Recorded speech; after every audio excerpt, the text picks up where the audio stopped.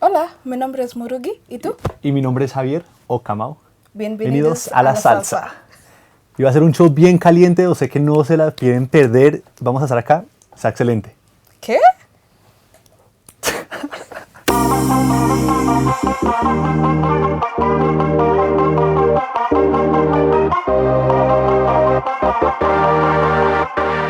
Hello guys, welcome to The Sauce. Today we have Kamau. He's the king of parodies, if we can say that. So Kamau, tell us, what's your real name?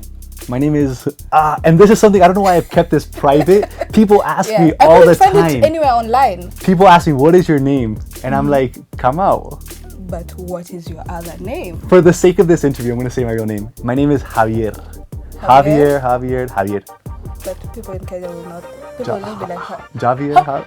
Javier? No mana, they're like, yo ningumu sana. Kamau. So Kamau is easier. Yeah. You speak very good Swahili. How did you come to speak? So it all started in college, like friends, first meeting them, so people from Kenya who went to study abroad in the US at my university, and then years of just being together, and then started studying Swahili in school, and then moving to Nairobi, like this has made all the difference. Yeah. Tell us something in Swahili. Yani niseme nini hata sijui, yani lakini tunaweza kuongea Kiswahili, like bila shida actually. Hey! Yani interview yote Kiswahili peke yake. Okay, so wacha nikuulize, unapenda kula nini chakula cha hapa Kenya? Yani siku hizi chakula changu ni ndengu, mchele, sukuma. Lakini nategemea yani, lakini hiyo ndio chakula ya saisa. Ugali. That too, nimesema inategemea, like yo ugali inakuja like tomorrow maybe. Tell us how you started doing videos and parodies on TikTok. So it all started like kind of, a lot of Swahili music that I was listening to was because of language. Like it helped me pick up Swahili. But then I was like, one, this music is really good. Why does nobody around me listen to this music? Like when I was living in Miami, in Boston, Seattle, this music only existed generally in my earphones. So then the whole point was just, how do I get this music to a larger audience? And so that's how the idea was born.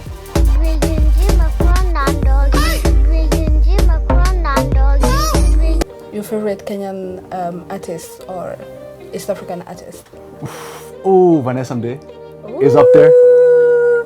Have you heard that she's dating Rotimi from Nigeria? I kind of saw that coming. But Nadia Mukami is also up there. She's somebody who has just, I've kind of seen the rise happen. And so it's been incredible. Like from the very beginning when she was a very up and coming artist to now getting all the Coke Studio, all these things. So she's up there. Of course, Southie Soul is up there. Sailors, like Ethic, a lot of these Gengetone artists. Namayans, Wamlambas. Wamnyonyes.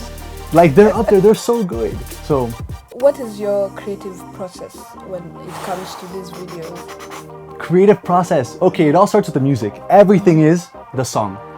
So people ask me like, oh, like you promote music, like you're pushing. It's like, it's all about these artists. It all starts there. So the creative process is listen to a song and I pick my favorite part of the song because my videos are short. I know people, attention spans are very short. So it should be 15, 30 seconds. I pick my favorite part and then see what, because there are different styles of videos. I can dance to it. I can do a transition video on TikTok. I can do parodies. It's what fits that part. So how did you discover TikTok? And I think because I grew up and I did school in the US, like when it was Musical.ly, before it was TikTok, I started using it back then, maybe like 2 years ago. And so I've kind of seen the wave of it turning to TikTok. So that's one of my tools. And it's interesting because now people, they kind of know how I make my videos. But before it was a huge secret. They're like, how are you making these transitions? How do you make this? So before it was more secretive. Amazing. Now it's like, now people understand more, which also makes it, you would think like, oh, that's bad because like people know my secret. No, that's actually good because now people can interact with it more. So the thing about my platform is like, it's not me making a video, putting it out there, done. It's me putting something out there and then people creating or building off of that content. Wow. Yeah. Do you know who else found fame on such a platform? Who? Malu Trevejo. Do you know her? No. Who's this? She's a singer, a dancer. She's only 16. Oh. And she's making songs with Gente de Zona and many big names. Oh, Yes. because of TikTok. Yes, she started on Musically. Yeah. Yes. Oh, there's so many examples of that happening. Baby Ariel, Liza Koshy, like these big Yeah. social media people. Yeah.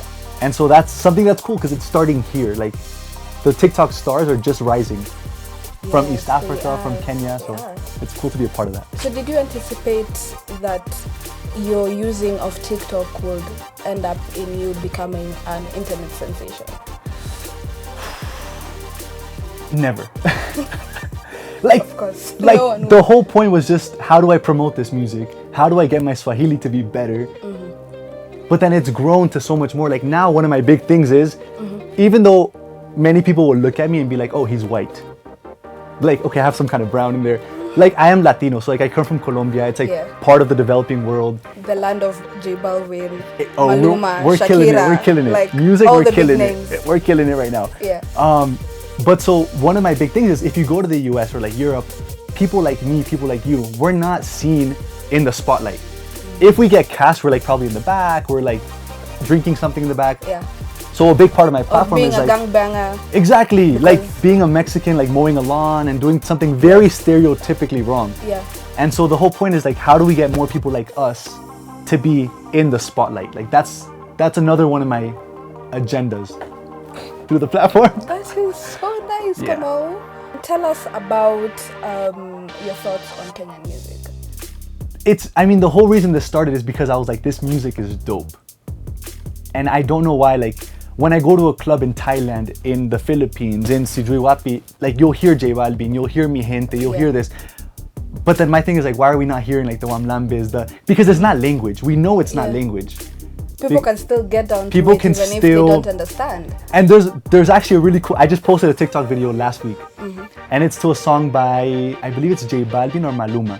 And the lyric is like, that girl, that blonde girl, like American girl, she doesn't know Spanish, but she learned my song to perfection. Wow. Which is like, that's the whole thing, is like, you don't have to know the language to relate to that music. Yeah. So going back to your question, I think Kenyan music is dope. Like that's why I'm here. It's so active. Also, like I feel like a big thing is how close we as fans can be to those artists.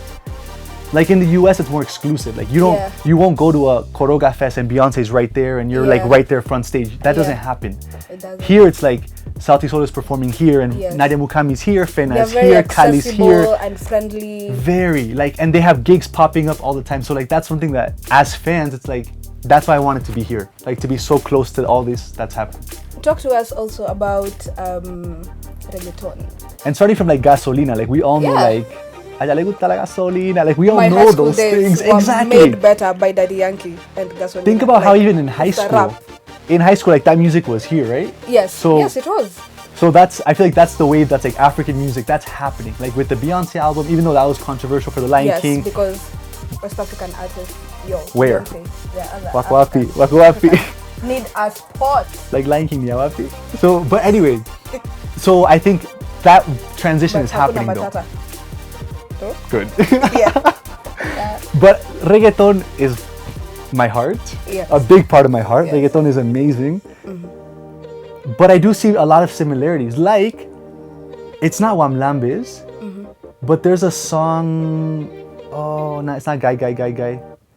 I forgot which one it is. But there's like the beat is like a reggaeton beat. Uh-huh. So like, The one that they copied, the namang, Konyo song, namang, like Figure. figure. I haven't ethic. But then Figure is from that Konyo song, which is reggaeton. There's a couple that I picked up on. Like it's literally the reggaeton beat being used, which is like that's dope. Like those collaborations, those intersections, like that's what's gonna take the industry up there. Which like for example, like in Mr. Easy did a song with J Balvin, Yes. and I believe Maluma, like Como un Bebé, that Yeah, song. Yeah. Like those are the things that I can see happening over here. The East merging Africa. of reggaeton artists and African artists. Oh yeah. It's something that is It's coming. huge. It's huge. Tell us about your plans. You've worked with major companies, Coca-Cola, Luku Luku. So what is next for you? I think the biggest thing is just content. this whole journey is around content. And so I think one of the things is we've seen a huge spike. Like I landed in Nairobi in January and Afrobeats with Kamau had 6K followers. Wow. And in less than, I don't know, like these 8 months, 9 months, we were up like to 32K. So I think the whole thing is just like putting more content out there, building a bigger fan base, but it all starts with it's the content. So I think the plan is just, which I think that's the biggest challenge. Like how do you keep content fresh, Yes. innovative, And relatable. yeah, exactly. And interesting. It's quite hard. Exactly. So how do you do it? That's the hard thing. I don't even know. A huge part of it actually is Team Kamau, like that family that we've created. Because all of them, like they'll keep me updated. They'll be like, hey Kamau, we need this video. We need this song to be featured. So I think guys keep doing that because it helps me so much. So yeah, I think that's the plan. Just content. Let's talk about what advice you'd give to someone who wants to start something on the internet. Yeah, I say literally just start and be consistent, because you're seeing like your role models might be people like me, George Kimani, Natalie Gidinji, like people who they've already made it, but know that they started from like one video. They started from one video with maybe 2 likes. It all starts small, like just starts from somewhere. It starts from somewhere. Just keep going. Find something that you really care about, whether it's comedy, African music, whatever it is, and just start really. So were you always a dancer or a comedian? Dancer. Dancer. Yeah. So like my background is like I was a professional dancer, literally in a company. So Wow. that's yeah. Wow. So like I have rhythm, which What helps dance with videos. did you specialize in? Contemporary and ballet. Those. Yes. Okay, you should just spin for us. I cannot spin. This to is my the only life. this is the only spin that's Spin. gonna happen right now. There, that was the spin. Amazing. Thank you so much, Kamau. Yes. Mucho gusto. De nada. Mucho gusto, el placer es mío. Fue muy excelente. What's up guys, Kamau here from Afro Beats with Kamau. Make sure to tune in, hit the bell button, subscribe for more content. The sauce is poppin', and let's keep creating content.